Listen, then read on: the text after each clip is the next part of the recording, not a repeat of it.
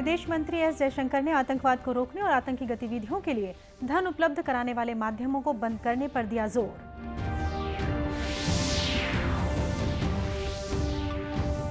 Raoghat rail परियोजना के तहत रेल लाइन का काम जल्द होगा शुरू, रेल मंत्री ने विभाग को दिए निर्देश।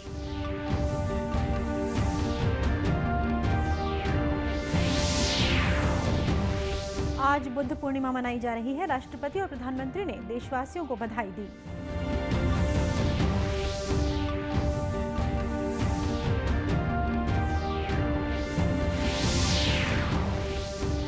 और दुर्ग में दिव्यांगों के सामूहिक विवाह समारोह का आयोजन किया गया।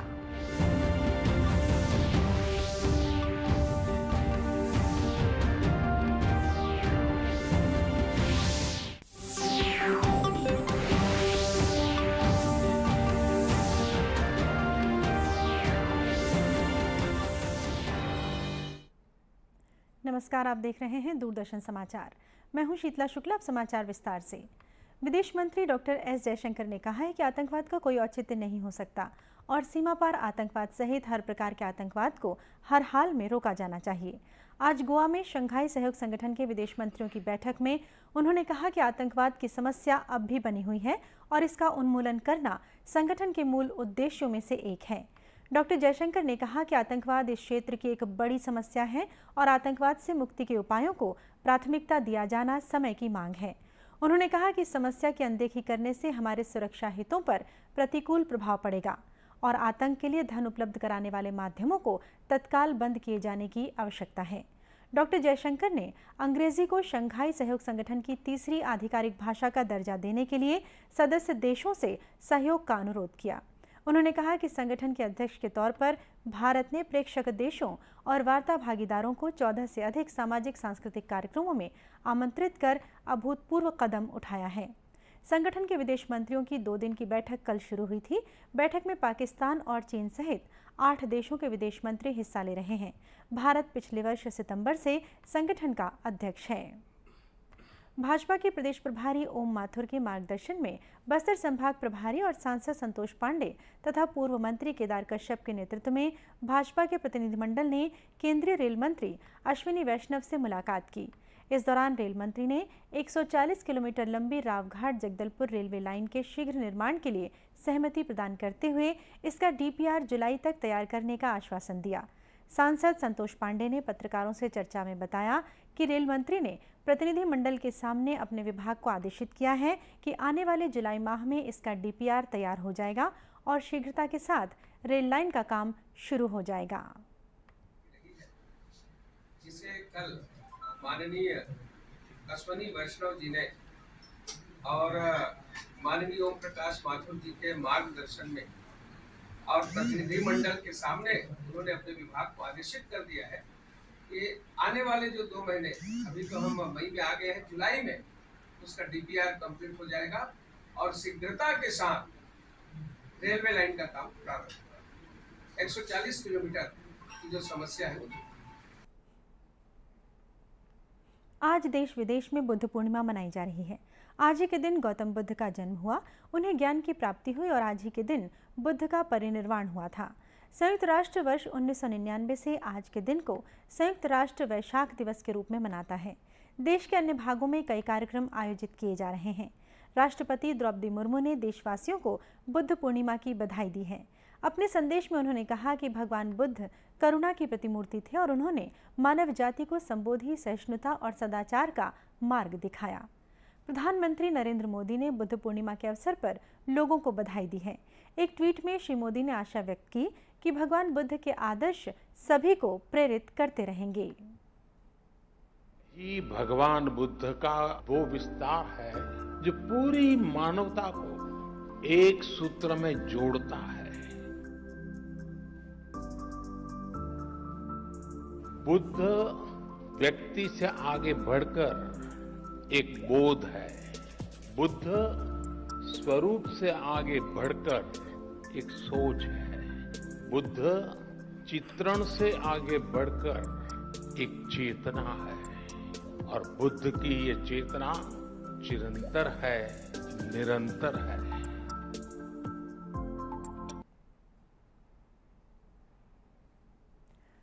पूर्णिमा के अवसर पर छत्तीसगढ़ के राज्यपाल विश्वभूषण हरिचंदन और मुख्यमंत्री भूपेश बघेल ने सभी बौद्ध धर्मावलंबियों सहित प्रदेशवासियों को हार्दिक बधाई एवं शुभकामनाएं दी हैं।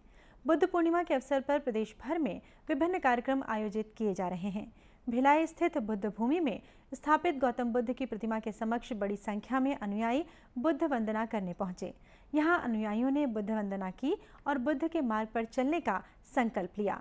इस दौरान भंते डॉक्टर जीवक ने बताया कि आज ही के दिन भगवान गौतम बुद्ध का जन्म हुआ था और उन्हें दीक्षा की प्राप्ति हुई थी। दुश्मनी को शांत की जाती है, यही सनातन धर्म है। सनातन धर्म का मतलब प्रकृति के नियम। प्रकृति में ये पुरातन काल से जब मनुष्य जंगलों में भी घूमता था उस समय भी यही नियम थे और आज भी वही नियम है और आगे भी रहेंगे, क्योंकि भगवान बुद्ध की 3 सत्य कौन से 3 सत्य? सभ्य सत्ता आहार स्थिति का, सभ्य सत्ता अत्ता बद्धा, सभ्य सत्ता अत्ता रखा। ये तीनों चीजें पुरातन काल में भी सभ्य थियो, सभ्य युतम, सभ्य काले, सभ्यदा, सभ्य तंग है। वहीं सुपेला स्थित बुद्ध विहार में भी अनुयायियों द्वारा बुद्ध वंदना की गई। वंदना के बाद गौतम बुद्ध के द्वारा बताए गए मार्ग पर चलने का आह्वान करते हुए दीक्षा दी गई। बहुउद्देशीय सामाजिक संस्था आस्था द्वारा दुर्ग में दिव्यांगों के सामूहिक विवाह का आयोजन किया गया। समारोह में विभिन्न प्रदेशों के 85 दिव्यांग जोड़े परिणय सूत्र में बंधे। राष्ट्रीय स्तर पर आयोजित इस समारोह में विभिन्न समुदाय के जोड़ों का उनके रीति रिवाज के अनुसार विवाह संपन्न कराया गया। इस विवाह समारोह में करीब 8 प्रदेशों के दिव्यांग जोड़े शामिल हुए। दुर्ग लोकसभा क्षेत्र के सांसद विजय बघेल भी इन जोड़ों को आशीर्वाद देने विवाह स्थल पर पहुंचे। पत्रकारों से चर्चा करते उन्होंने संस्था द्वारा कराए जा रहे निःशुल्क सामूहिक विवाह की सराहना की। दिव्यांगों का ये सामूहिक विवाह आप देख रहे हैं, 7 राज्य के यहाँ पर दिव्यांगजन भाई बहन आए हैं और इस संस्था के इस कार्यक्रम की आतुरता से वो लोग इंतजार करते रहते हैं। और मुझे ऐसा याद है कि 1-2 साल छोड़ दूं तो लगभग 14-15 साल से लगातार मैं इस कार्यक्रम में आ रहा हूं। क्योंकि मैं भी इस संस्था का ही हूं, संस्था का सदस्य हूं, संरक्षक के रूप में भाइयों ने बहनों ने सम्मान दिया है। और ये संस्था सिर्फ दिव्यांगों की शादी नहीं कराती, जबकि ऐसे अनाथ लोग, लावारिस लाश जो होते हैं, उसको भाई प्रकाश गेडाम जी स्वयं के खर्च में जाकर उसको सदगति प्रदान करते हैं। विवाह समारोह के संयोजक प्रकाश गेडाम ने बताया कि दिव्यांगों को समाज में सम्मान दिलाने के मकसद से उनकी संस्था ऐसे आयोजन करवाती है। के द्वारा करीबन 8 राज्यों से दिव्यांग भाई बहन आए। इसमें 75% दिव्यांग लोग हैं और उनका निःशुल्क विवाह किया जा रहा है। और उनको समाज के विवाह की जो सामग्री है ना, जीवन उपयोगी सामग्री, वो भी निःशुल्क दी जा रही है। क्षेत्र के अनेक जनप्रतिनिधियों ने समारोह में पहुंचकर दिव्यांग जोड़ों को अपना आशीर्वाद दिया। दिव्यांग जोड़ों को संस्था द्वारा उपहार प्रदान किए गए। पर्यावरण संरक्षण को लेकर आकांक्षी जिला कोरबा में शहर के साथ साथ अब गांव को भी प्लास्टिक मुक्त बनाने का अभियान महिला समूह की दीदियां चला रही हैं। कटघोरा विकासखंड के धवईपुर गांव की महिलाओं की ये मुहिम अब रंग ला रही है। केंद्र सरकार की राष्ट्रीय ग्रामीण आजीविका मिशन से समूह की महिलाओं को पहले जूट के आकर्षक थैले की सिलाई का प्रशिक्षण दिया गया। इसके बाद समूह की दीदियां जूट के आकर्षक थैले तैयार कर गांव को प्लास्टिक मुक्त बनाने के साथ ही खुद को आत्मनिर्भर बनाने की मिसाल पेश कर रही हैं। समूह की दीदियां आकर्षक जूट के थैलों के साथ ही टिफिन बैग, फोल्डर बैग और बच्चों के बैग भी तैयार कर रही हैं। समूह की महिलाओं का कहना है कि जूट के थैले बनाने का उद्देश्य अपने गांव, विकासखंड और जिले को प्लास्टिक मुक्त बनाना है। हमारा कैरी बैग बनाने का एक ही उद्देश्य है कि हम अपने गांव, अपने ब्लॉक, अपने ज़िले को प्लास्टिक मुक्त करना चाहते हैं। और ये हमारा कैरी बैग कम से कम में सभी को उपलब्ध हो और ये ऑनलाइन आप ऑर्डर कर सकते हैं। कोरबा कलेक्टर संजीव कुमार झा ने बताया कि महिला समूह के सदस्यों को पहले प्रशिक्षण दिया गया, जिसका परिणाम है कि आज महिलाएं गांव में ही स्वरोजगार अपनाकर आर्थिक रूप से मजबूत हो रही हैं। क्लस्टर में एसएचजीज के द्वारा उनको पहले एनआरएलएम से ट्रेनिंग दी गई है और उसके बाद उनको हम मशीनरी और टेक्निकल असिस्टेंस दे करके बैंक लिंकेज करने के बाद वहाँ पे जूट और बाकी ऐसे इको फ्रेंडली मटेरियल है उससे बैग बना रहे हैं। अलग अलग साइज़ के आकर्षक बैग बना रहे हैं जो मार्केट के रिक्वायरमेंट और डिमांड के हिसाब से है, और इनके सोल्ड मार्केट भी है, रॉ मटेरियल भी उनको मिल रहा है, और इससे लगभग 2 से ढाई लाख उनकी इनकम आज की डेट में हुई है। आने वाले समय में इनकम और बढ़ेगी, और इनकम के साथ साथ इनका जो अपना जो एंटरप्रेन्योरशिप है वो भी बढ़ा है, और उस इलाके में इस काम को और ग्रोथ हो रहा है और लोग काम कर रहे हैं। गौरतलब है कि पर्यावरण संरक्षण के साथ ही समूह की दीदियां अपने शहर और गांव को प्लास्टिक मुक्त बनाने के संकल्प के साथ विशेष अभियान चलाकर लोगों को जागरूक भी कर रही हैं। प्रदेश में शासन प्रशासन द्वारा युवाओं को रोजगार दिलाने के प्रयास किए जा रहे हैं। इसी कड़ी में दुर्ग जिले में सृजन रोजगार मेले का आयोजन किया गया। जिला प्रशासन, रोजगार कार्यालय और कौशल विकास प्राधिकरण द्वारा आयोजित इस मेले में विभिन्न क्षेत्रों से कुल 11 नियोक्ताओं को आमंत्रित किया गया था। दुर्ग के जिला रोजगार अधिकारी राज कुर्रे ने बताया कि इस बार ज्यादातर युवाओं ने स्थानीय नियुक्तियों में रुचि दिखाई है। 2500 में से 1700 पदों पर स्थानीय नियुक्तियां सुनिश्चित की गई हैं। रोजगार मेले में 2200 लोगों ने पंजीयन कराया, जिनमें 1300 से अधिक अभ्यर्थी इंटरव्यू तक पहुंच पाने में कामयाब रहे। कुछ अभ्यर्थियों को नियोक्ताओं से ऑफर लेटर दिया गया और 250 अभ्यर्थियों को फाइनल स्क्रीनिंग के लिए चुना गया।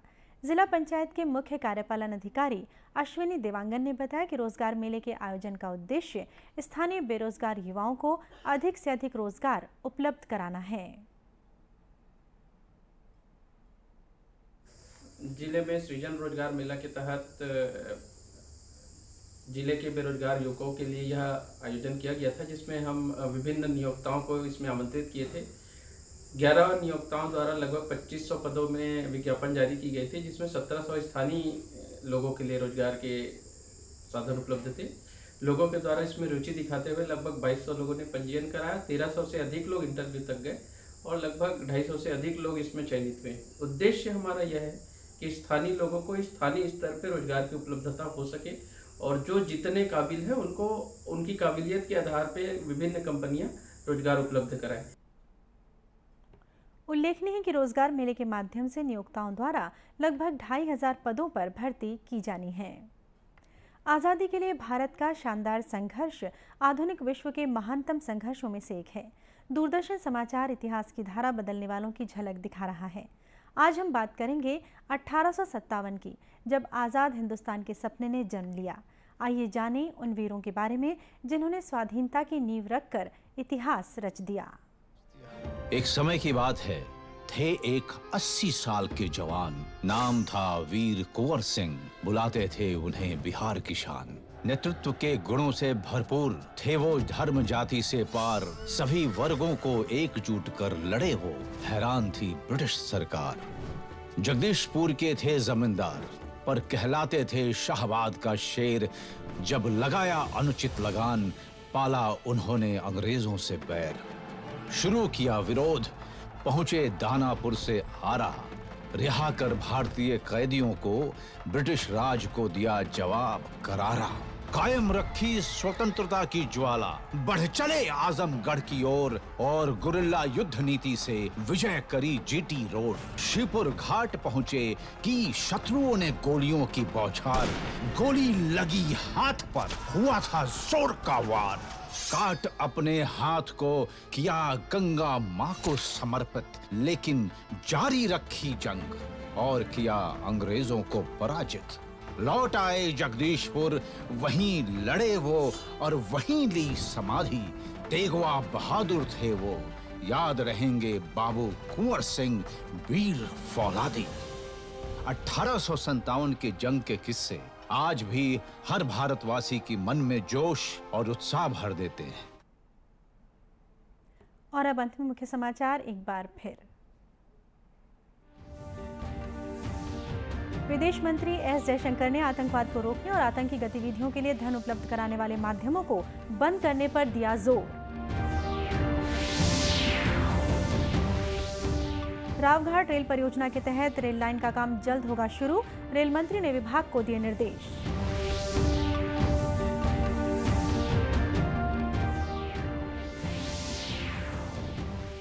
आज बुद्ध पूर्णिमा मनाई जा रही है। राष्ट्रपति और प्रधानमंत्री ने देशवासियों को दी बधाई।